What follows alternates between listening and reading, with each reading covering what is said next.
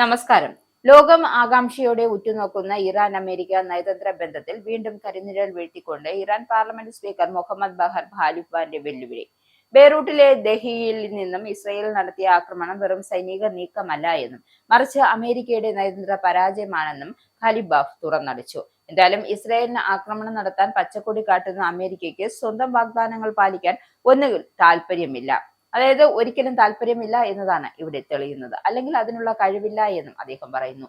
ഈ സാഹചര്യം ഇറാൻ വിട്ടുവീഴ്ചകൾക്കൊന്നും തയ്യാറല്ല എന്ന് സ്പീക്കർ മുന്നറിയിപ്പ് നൽകുന്നു. ഒറ്റയടിക്ക് നയതന്ത്രത്തിന്റെ മേലങ്കി അണിഞ്ഞും മറ്റേ കൈകൊണ്ട് യുദ്ധം നയിച്ചും ലോകത്തെ കബളിപ്പിക്കുന്ന അമേരിക്കയുടെ പഴയ ഗുഡ് കോപ്പ് ബാഡ് കോപ്പ് തന്ത്രങ്ങൾ ഇനി ഇറാനോട് വേണ്ട എന്നാണ് ഖാലിബാഫ് കർശനമായി വ്യക്തമാക്കുന്നത്. അമേരിക്ക ഒരേ സമയം സമാധാനം പറയുകയും ഇസ്രയേലിന്റെ ആക്രമണങ്ങൾക്ക് മൗനാനുവാദം നൽകുകയും ചെയ്യുന്നത് ഒരിക്കലും നമുക്ക് അംഗീകരിക്കാൻ കഴിയുന്ന കാര്യമല്ല.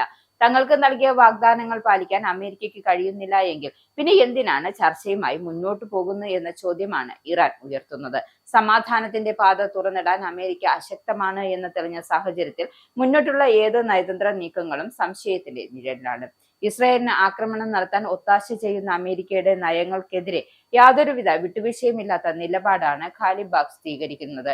എന്തായാലും ചർച്ചകൾ എന്ന പേരിൽ അമേരിക്ക മുന്നോട്ട് വയ്ക്കുന്ന പല കാര്യങ്ങളും അപ്രസക്തമാണ് എന്നും ഇസ്രായേലിന്റെ ആക്രമണങ്ങൾ തടയാൻ അമേരിക്കയ്ക്ക് ആകുന്നില്ല എന്നും ആ ചർച്ചകൾക്കൊന്നും അർത്ഥമില്ല എന്നാണ് അദ്ദേഹം ചൂണ്ടിക്കാട്ടുന്നത്. എന്തായാലും ഈ പ്രസ്താവനയോടെ ഇറാൻ അമേരിക്ക ബന്ധം കൂടുതൽ വഷളാവുകയും മധ്യേഷ്യയിലെ സംഘർഷങ്ങൾ കൂടുതൽ സങ്കീർണമാവുകയും ചെയ്യുകയാണ്. ലോകശക്തികൾ തമ്മിലുള്ള ഈ തർക്കം വരും നാളുകളിലും ആഗോള രാഷ്ട്രീയത്തിൽ വലിയ മാറ്റങ്ങൾക്ക് വഴിവെച്ചേക്കാം. അതേസമയം ചരിത്രത്തിലെ ഏറ്റവും സങ്കീർണമായ നയതന്ത്ര പോരാട്ടങ്ങൾക്ക് അവസാനമാകുന്നുവോ, അതായത് അമേരിക്കയും ഇറാനും തമ്മിലുള്ള ചർച്ചകൾ അന്തിമഘട്ടത്തിലേക്ക് കടക്കുമ്പോൾ പുറത്തു വരുന്നത് ഞെട്ടിക്കുന്ന വിവരങ്ങളാണ്. അതായത് അമേരിക്കയും ഇറാനും തമ്മിലുള്ള സമാധാന ചർച്ചകളുടെ ഭാഗമായി തയ്യാറാക്കിയിരിക്കുന്ന ധാരണാപത്രത്തിന്റെ കരട് രൂപത്തിലെ വിവരങ്ങൾ പുറത്തു വന്നിട്ടുണ്ട്. ഒരു മുതിർന്ന ഇറാൻ ഉദ്യോഗസ്ഥൻ വെളിപ്പെടുത്തിയ ഈ കരട് രേഖയിൽ എന്തൊക്കെയാണ് എന്ന് പ്രധാന കാര്യങ്ങളെന്ന് നമുക്ക് നോക്കാം. അതായത് ഇറാൻ ഉടൻ തന്നെ ഹോർമോസ് കടലെടുക്ക് എല്ലാ വാണിജ്യ കപ്പലുകൾക്കുമായി തുറന്നു കൊടുക്കും.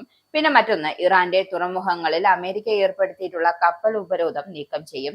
ധാരണാപത്രം ഒപ്പിടാൻ ഈ നടപടികൾ തുടങ്ങുകയും 30 ദിവസത്തിനുള്ളിൽ പൂർത്തിയാക്കുകയും വേണം. അന്തിമ കരാറിൽ എത്തുന്നത് വരെ ഇറാനെതിരെ പുതിയ ഉപരോധങ്ങൾ അമേരിക്ക ഏർപ്പെടുത്താൻ പാടില്ല. അന്തിമ കരാർ ഒപ്പിട്ടു കഴിഞ്ഞാൽ നിശ്ചയിച്ച സമയക്രമം അനുസരിച്ച് അമേരിക്കയും ഐക്യരാഷ്ട്രസഭയും ഏർപ്പെടുത്തിയിട്ടുള്ള എല്ലാ ഉപരോധങ്ങളും നീക്കും. ഇറാന്റെ എണ്ണ വിൽപ്പനയ്ക്കുള്ള തടസ്സം ഒരു നിശ്ചിത കാലത്തേക്ക് അമേരിക്ക നീക്കും. ഇതോടെ ഇറാൻ എണ്ണ വിൽക്കുവാനും അതിന്റെ പണം കൈപ്പറ്റുവാനും സാധിക്കും. തടഞ്ഞു വെച്ചിട്ടുള്ള ഇറാന്റെ $2500 കോടി അമേരിക്ക വിട്ടു നൽകും. നേരിട്ടുള്ള പണമായോ മറ്റു സാമ്പത്തിക സഹായങ്ങളായോ ഇത് നൽകാം. എന്തായാലും ഇറാന്റെ വികസനത്തിനും പുനർനിർമ്മാണത്തിനുമായി അമേരിക്കയും സഖ്യകക്ഷികളും ചേർന്ന ഒരു പദ്ധതി തയ്യാറാക്കും. 60 ദിവസത്തിനുള്ളിൽ ഇതിൽ അന്തിമ തീരുമാനമാകും. എന്തായാലും സമാധാന കരാർ താമസിയാതെ തന്നെ 2 ദിവസത്തിനകം തന്നെ നിലവിൽ വരും എന്നതാണ് നിലവിലെ റിപ്പോർട്ട്.